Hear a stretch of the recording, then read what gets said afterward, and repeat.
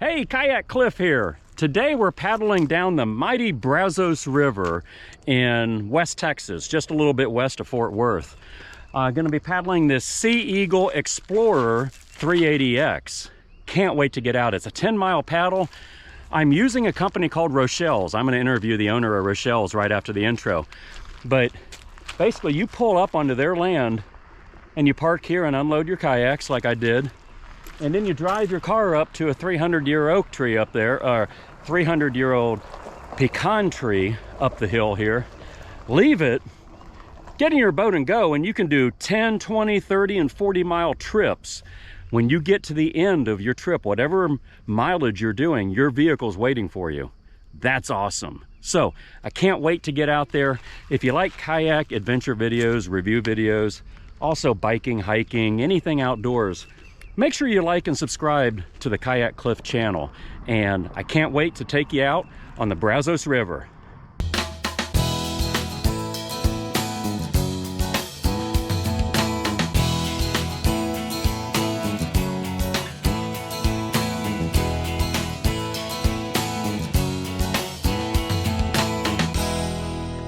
Hey, I'm out here at Rochelle's, and I'm with Buddy, the owner of Rochelles Kayak and Canoe Launches out in Grayford, Texas, which is just a little bit west of Mineral Wells. And Rochelle's is the authority for kayaking the Brazos River. So that's why I'm here today, because I'm going to kayak the Brazos River and do a one-day trip. Tell me about your business, Buddy. It's a brisk business. May is our best month. It goes into June really good. Yep. Then when it gets too hot, people kind of back off. But we've had some pretty decent rain. The river's in about medium shape right now. So you'll have a good trip today, hopefully. What CFS is ideal for paddling? Anytime you can come when it's 100 or better, it's not a bad float. Okay. I mean, you do have 3 or 4 portages where it's 2.5, 3 inches deep where you have to get out. But I mean, you're ready to stretch your legs by then. Yeah, So, and the cool thing about Rochelle's that I really like is they got 10, 20, 30, and 40-mile trips. And so basically you come here and you launch here, and your vehicle's waiting for you 10 miles, 20 miles down the river, or if you want to go up the river 20 miles, they'll get you up there, and then they'll have your vehicle waiting for you. So it's on your own time. That's right. We have a 1 day to 4 days. 1 day to 4 day. And I wanted to do 1 day today, and I'm going to come back and do 4 day later. Thanks, buddy. I'm looking forward to it. All righty. Have a good time. I parked under the 300-year-old pecan tree, just like Buddy with Rochelle said. It's only like a couple 100 yards down to the water. It's awesome. But Buddy made sure to say pecan tree, because the pecan tree is a state tree of Texas, and we're kind of proud of them. And that's a big pecan tree back there.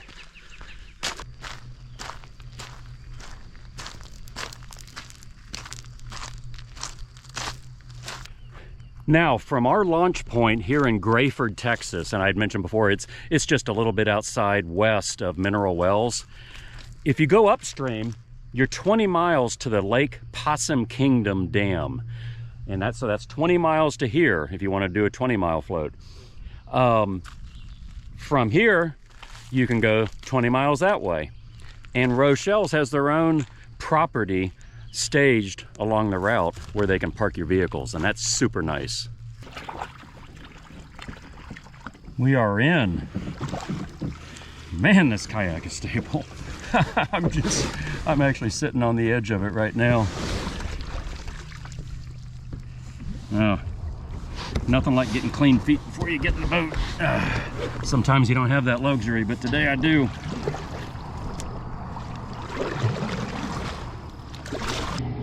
One of the great things about the Explorer, I forgot to put the skeg in. We got a lot of flat water on this river, so this helps it track really nicely. Without it, it's made for whitewater up to class 4 rapids, and boy is it responsive. Boy, it turns on a dime. So I came back to shore to put the skeg in. Again, the beauty with this boat is the versatility. If you have if you're doing calm water, if you're paddling lakes or rivers that have some small rapids, but mainly flat water, put the skeg in and you can track and paddle real nicely. But still, it still turns very well. So we're off now. Right when I was launching here at Shoreline, there was a little baby blue channel cat sitting there. So if you do this trip, especially if you're going to do a multi-day, you can certainly fish and provide dinner.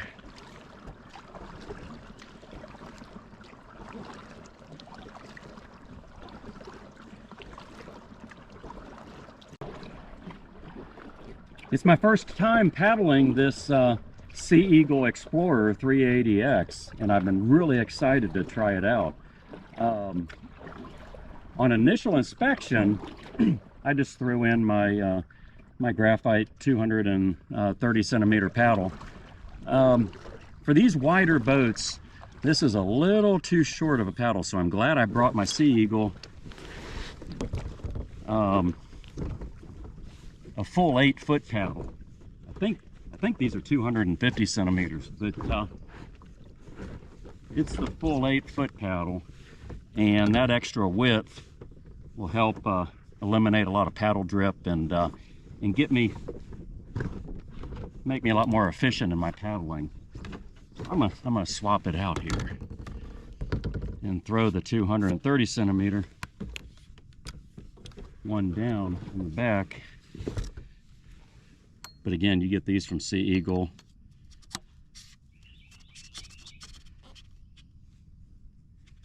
There we go.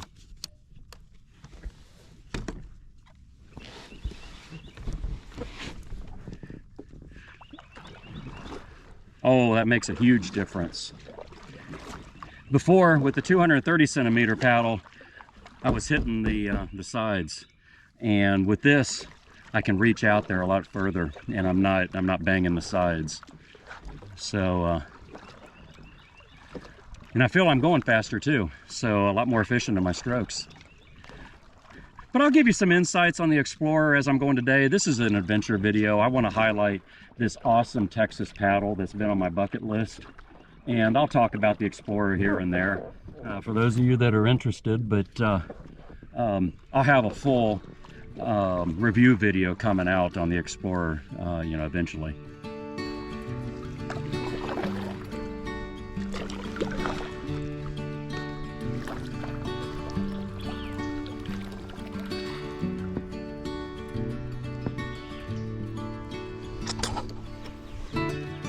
Boy, this is a cool area. I hear there's lots of big cliffs on this and on this river. I'll have to see them, but a lot of big boulders as well. Just 3 massive boulders just kind of just sitting here like God just planted them right there.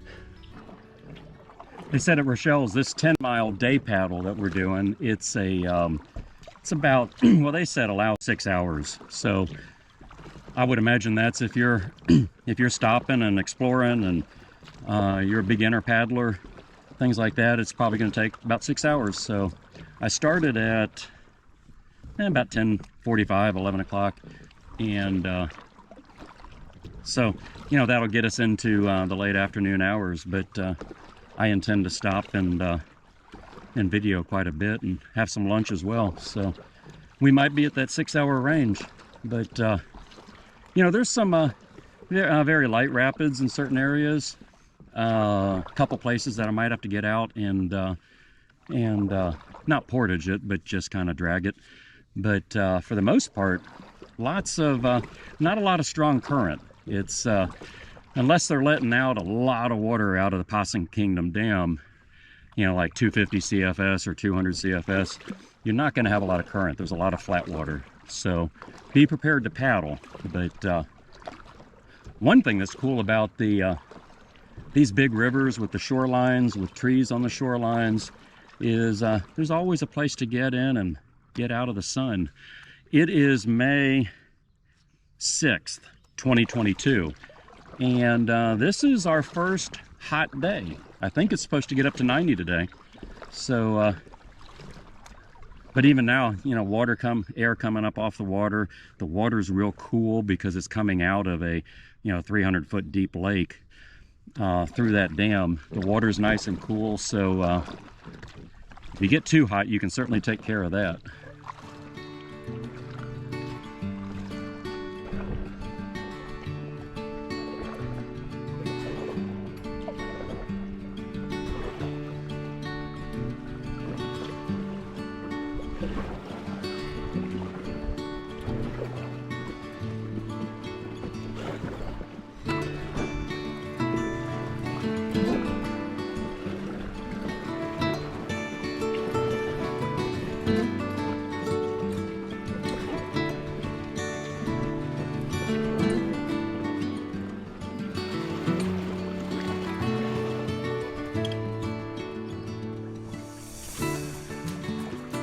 Yeah, first little rapid, little class 1. I thought it was going to be really shallow. There was some depth to it, but I was dragging the bottom with my skeg, so I stopped and took the skeg out real quick. I'm gonna paddle with it for a while without the skeg and see how it works. It's extremely responsive, but I think it will track okay as long as you stay with it on your paddling. But oh, went down that rapid no problem.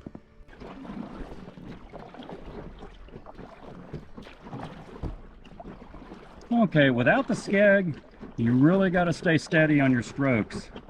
Definitely responsive. I mean, look at this. Woo, we can spin around. But this boat's made for whitewater. It's made for being very responsive to the turns that you come up with. But you know, not bad. If I knew that I had a lot of flat water ahead of me, which it looks like I do now, I'd put the skeg back in. But really, it's not bad paddling it like this. You just kind of got to stay on top of it.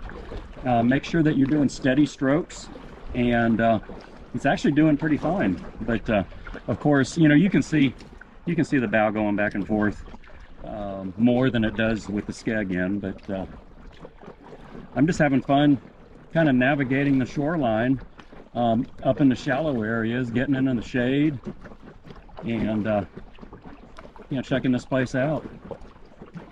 It was rainy all week this week, and I was looking at the Weather Channel, and it said Friday, 5 to 10 mile an hour winds, not a cloud in the sky. I said, I'm taking a vacation day. So, and nobody out here. I love doing these trips on weekdays, because as you get into the choice months for paddling, it's you know, you get a lot of crowds out here, and I like the solitude more, and I haven't seen a boat out here yet, so it's just gorgeous.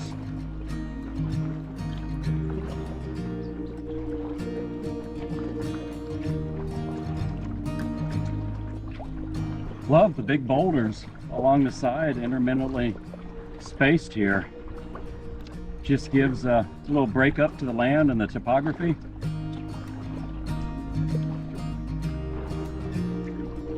Just all exposed as the Brazos has cut its path. It's cut its path through Texas going to the Gulf Coast.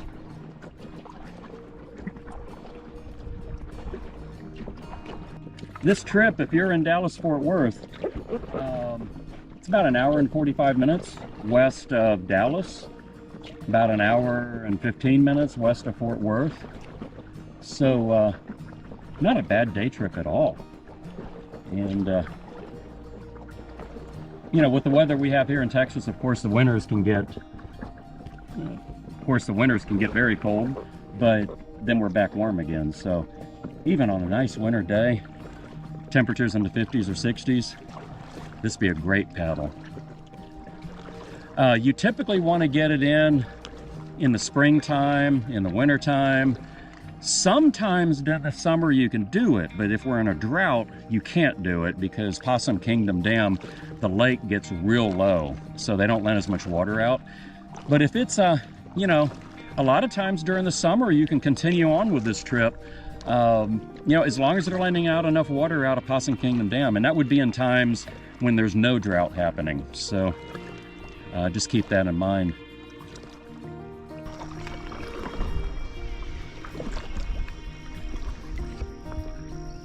Nice little flat rock to pull up and climb up on. Maybe have some lunch when the sun's right.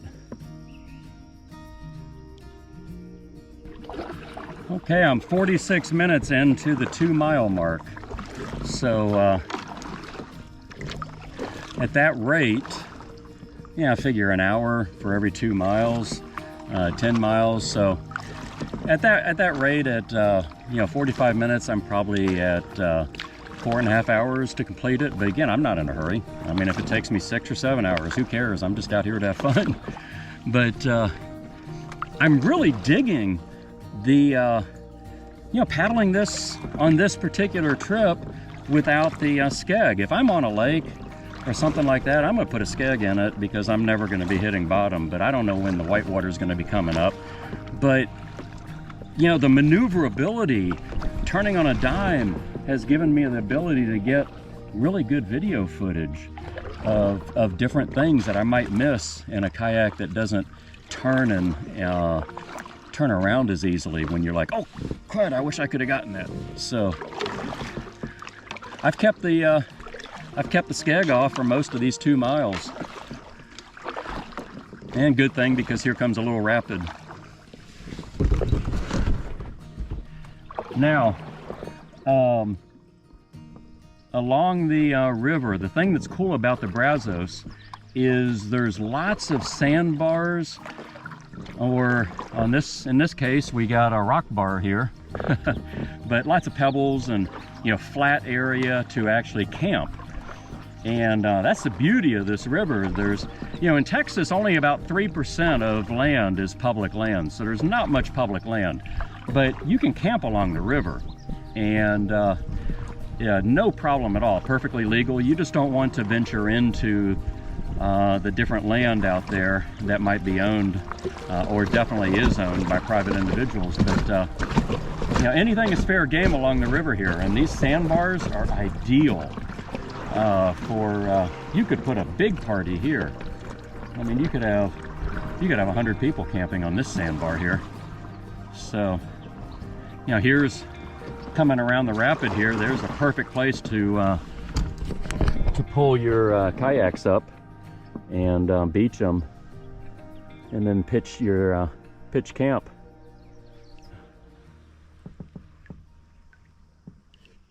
There's another beachy sandbar area on the other side of the river. So, continue on down this way. At this big bar that we're passing, this big sandbar, there's a few trees here and there, so if you hammock camp, you could probably eke out a few spaces, but if you got a big party, it's probably more of a, at least at this 2 mile mark, which it's 2 miles from Rochelles, at least at this mark, you're probably gonna do a lot of tent camping and bring some good ground cover because of all the rocks and pebbles and things like that. But you can make a real comfortable campsite here.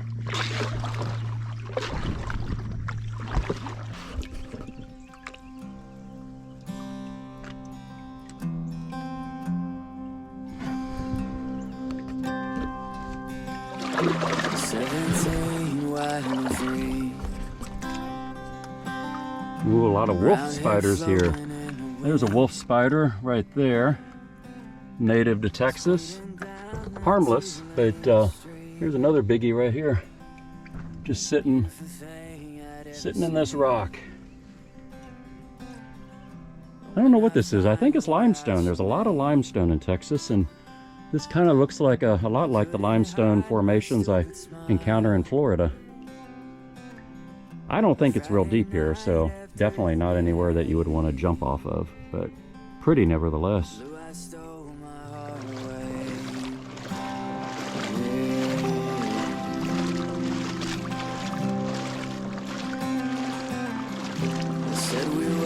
Too young to know.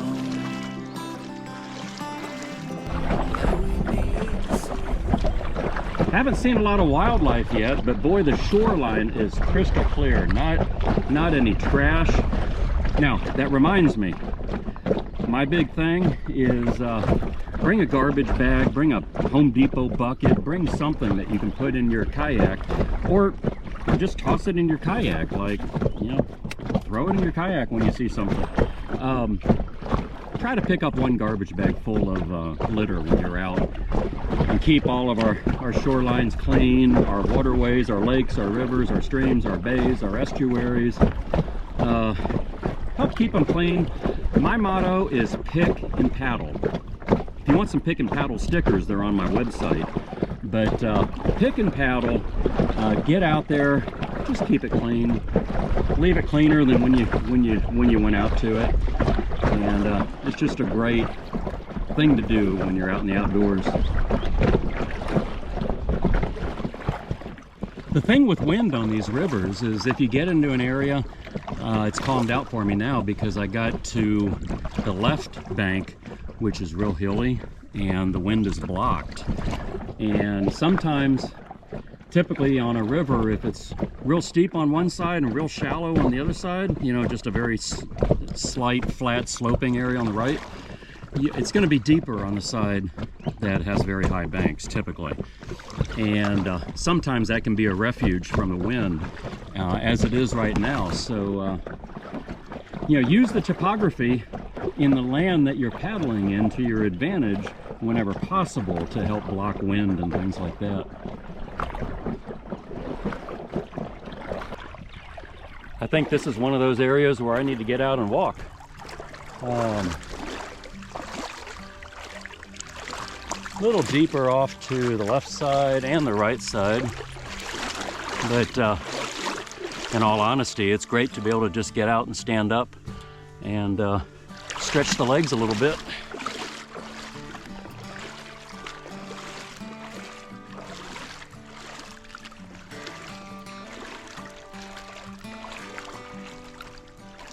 Ah, yeah, opening up over here a little bit.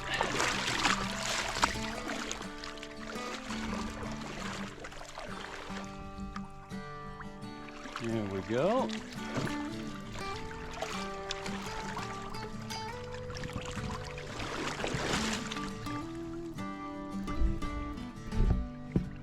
Here's where we're headed.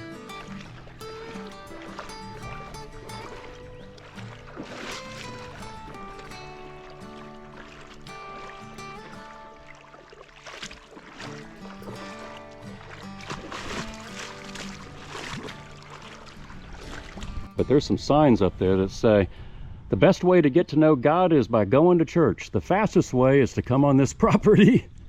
If you can read this, you're in range. Coming up here is not worth getting shot. So, surveillance and use. So, I don't know. I don't know what it is, but man, they got a beautiful overlook up there. Again, that up there was a classic example. This river, anything beyond the shoreline is off limits because that's private property. The shoreline, the sandbars, the water, this is your playground. You can't block off a river. So this is all public land on the river. So yeah, be courteous to all the people that live out here and have property and don't want drunk campers walking up their trails to their house. I totally get it. So, you know, they like to enjoy the peace and tranquility out here as well. As a matter of fact, they get used to it. You know, we live in the big city, and we look out for this type of stuff, or at least I do, to recharge the batteries. Well, all these people's batteries are supercharged because they gotta be chill living out here. Really pretty. I tell you, the river is really taking on a nice look right now. Currents moving.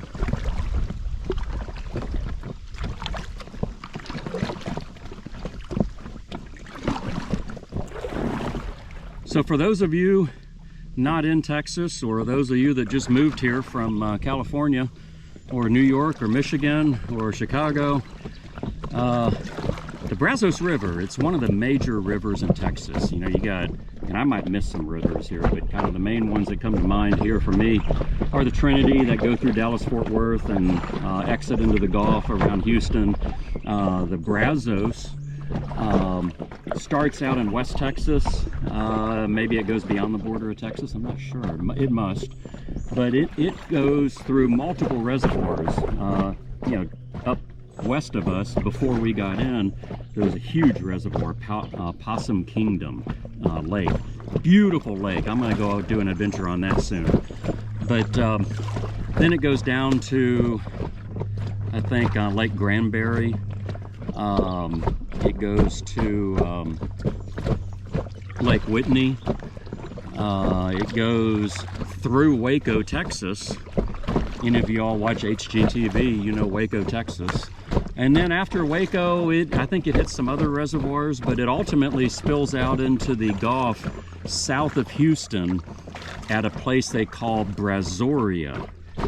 And it's a big area where the river really, it fans out, turns into lots of different estuaries and bayous and alligators and all, just a real beautiful area.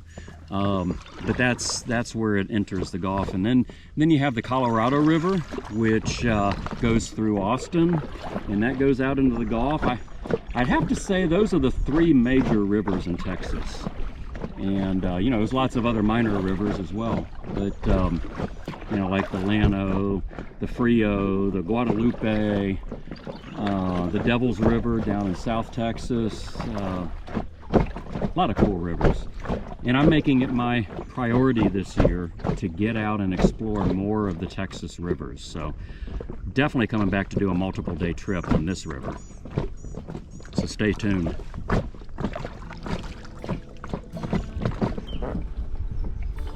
Oh man, been about 8 miles. Found some shade. Just taking advantage of it and chill out for a little bit. Then hit it hard and get to the takeout point. But it's only 2:15, so I got plenty of time. Looks like it's gonna narrow on me up here. The river's gonna narrow, so the current's gonna pick up, so there'll be a nice little boost. When it's real wide and fat, like where we came from, it gets real slow.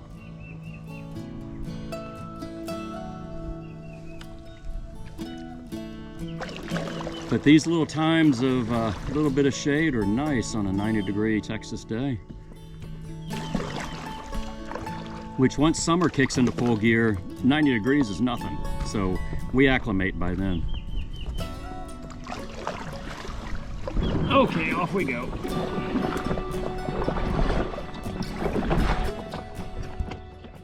Boy, it's amazing. I have seen no one today. This has been total seclusion, but it's been nice. It's been a hectic 2 weeks at work last couple of weeks with new spring launches that we're launching, and just nice to break away on a Friday before the weekend and get something like this in. I encourage all of you, just get out, do things to stay fit. Ride your bike, go to a gym, walk. Walking is awesome. A lot of people don't think it is, but walking is awesome. Get out and paddle. Stay in shape so when times like this come up, you can grab them and run, like kayaking and things like that, because obviously you can't kayak every day, or at least most people can't. But yeah, just take every opportunity you can to get out in nature and enjoy it like we're doing right here, right now. One thing on these river trips that I always try to pay attention to is even when they're organized businesses like this, they're like, you know, you don't want to miss the takeout point, because then I'm going to pass my vehicle that they have there waiting for me. And there's supposed to be half of a red canoe down near the water somewhere with Rochelle's that designates that is their location. And I've seen the highway or the road that's paralleling the river that is the road that we're going to drive out on.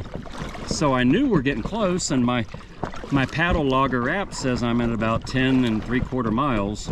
But you know, crisscrossing the river and doing a little extra here and there, you know, it extends the length of what's supposed to be a 10-mile paddle.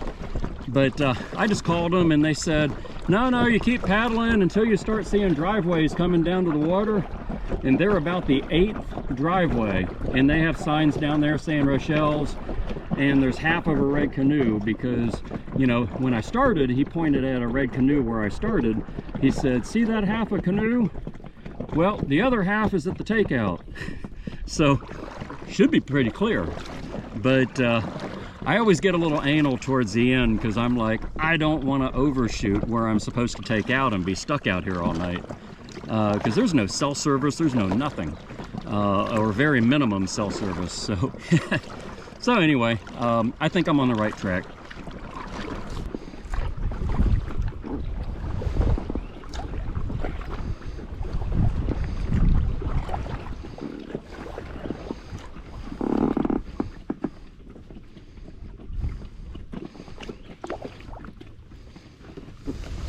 Well, we made it. The Rochelle's 10-mile pickup. There's half of a red canoe in the tree and a sign behind it that says Rochelle's 10-mile pickup. So good job, Rochelle's. Pretty easy to find. I don't think anybody will have any problem finding that. Boy, this Sea Eagle Explorer 380X, this was a great kayak to paddle. Now, it was slow, I'm not gonna lie to you, but extremely comfortable, extremely stable, carries a ton of weight, highly maneuverable. And when you get to the whitewater areas or rocks that you need to avoid, it's built for whitewater. It's built for like a tank. But again, you can put 2 seats in it for tandem paddlers. But hey, more on that to come because I'm going to do a full review video on it. But big kayak Cliff's thumbs up on this boat and also on floating the Brazos.